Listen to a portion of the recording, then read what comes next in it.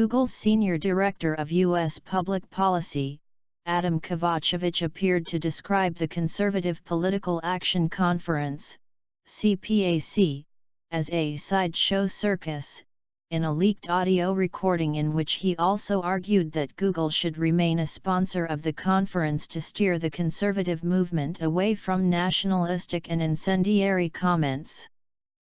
The comments came to light in leaked audio files allegedly of a company-wide meeting at Google, part of which is now exclusively reported by Breitbart News.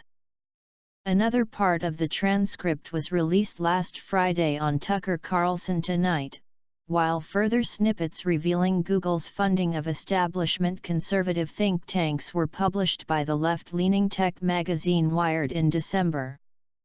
The alleged meeting took place in the wake of Google's sponsorship of CPAC in 2018, which triggered an internal rebellion from left-wing employees of the tech giant. Breitbart News exclusively reported on the revolt at the time, in which radical left-wingers inside Google accused CPAC of ethno-nationalism and hate. Google has not denied the authenticity of the leaked material. In the clips, the transcripts of which posted in full below, Kovačević portrayed CPAC as a conference with a dual identity, one being a premier gathering that features a whole swath of conservatives, including national security conservatives, economic conservatives, libertarians, the log cabin Republicans, deficit hawks, small government advocates. In the audio clip, the other side of CPAC was described in disparaging terms by Kovačević as featuring a sideshow circus-like element which CPAC organizers have intentionally cultivated sometimes, inviting outrageous figures that say incendiary and offensive things, I think in order to draw more attention and controversy to the conference. I want to be clear that we don't agree with those things, right? Continued Kovačević. We abhor and rebuke the offensive things that are said at the conference.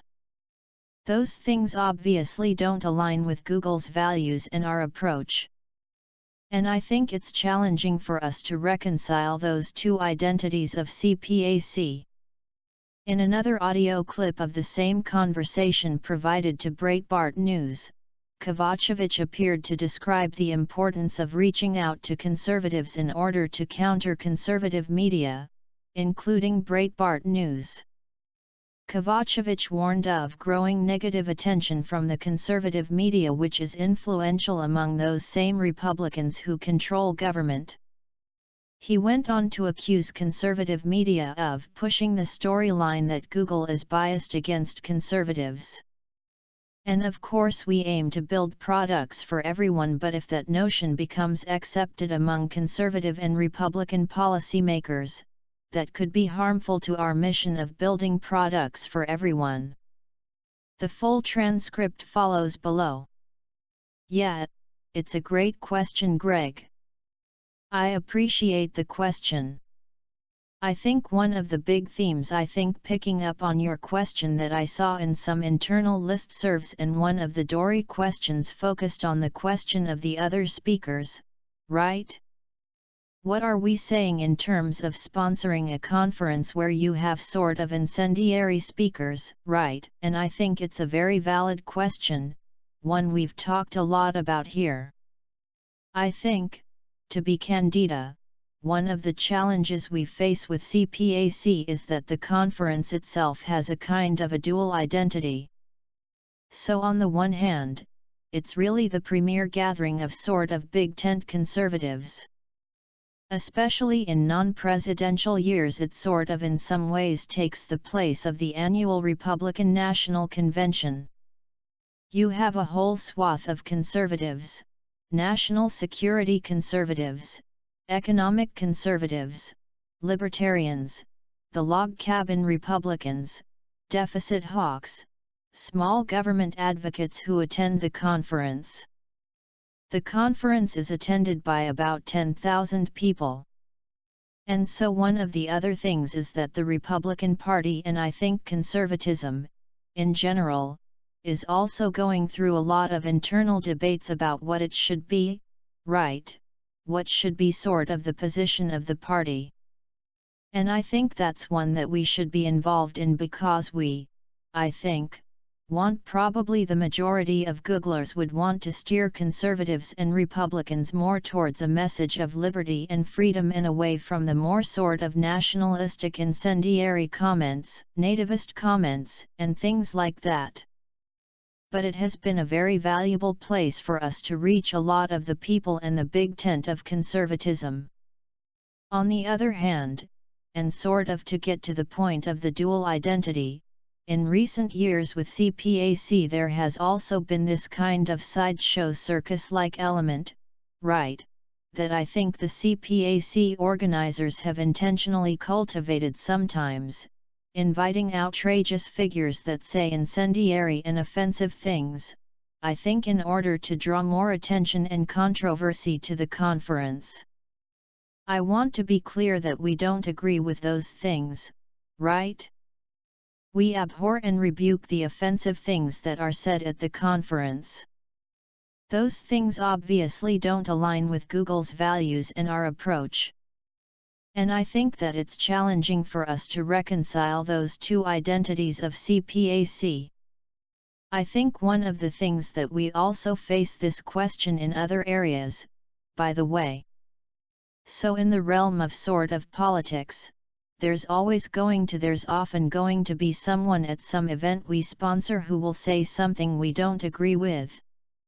Last year, a group that we support, the New America Foundation, had your guys' one of your senators, Elizabeth Warren. She spoke, and she called for the breakup of Google at that laughter conference, right? The conference of an organization we support. Obviously we don't support that position. In another audio clip provided exclusively to Breitbart News, Kovacevic discusses growing negative attention from conservative media, including Breitbart News.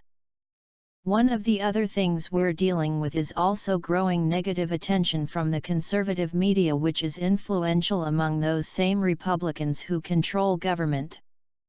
We have sites like Breitbart and Daily Caller and Fox News who have been focusing on some of the tensions that we Googlers feel internally around, many of which became public after the Day More memo.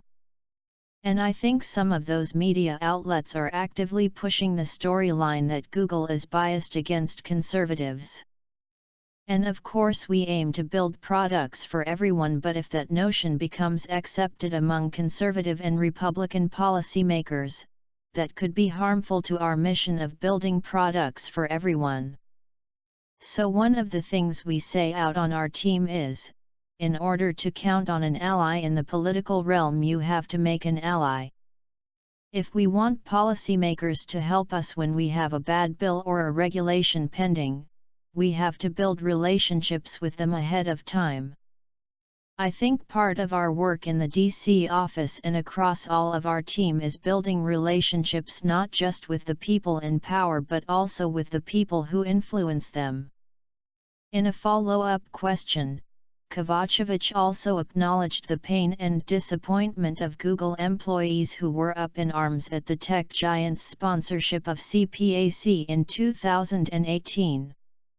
He went on to openly disparage sites like Breitbart and the Daily Caller as outlets that might be perpetually at odds with Google, and state blatant mistruths. Questioner: okay. Second question is, you mentioned Breitbart and the Daily Caller a couple of times before in the talk. Are we orienting our public image so that we will receive less negative and maybe more positive press from sites like Breitbart and Daily Caller? Kovacevic: I think it's a complicated question. I mean, I think at a certain point our values are our values, right? Google stands for inclusiveness, we stand for tolerance, we stand for building products for everyone, and if certain outlets don't like that, we are probably going to be at odds with them perpetually, right? On the other hand, sometimes some outlets and others just state blatant kind of mistruths, right? Or they'll shade something in sort of the most that has a legitimate explanation, they'll shade something in sort of the most negative light possible, and that's something that we try to avoid, if we can, consistent with our values. I think, and I want to probably wrap up because we're almost at the hour. Look, I appreciate that this is hard, and I know that our sponsorship of this has caused pain, disappointment to many of you, and we understand that, and I think appreciate those of you who have spoken up about that. I value that Google is the kind of company where people can voice their disappointment and their hopes for how the company can stay true to its ideals going forward in the future. We certainly didn't mean to cause pain or that kind of disappointment in people. And we really do value the feedback and the input.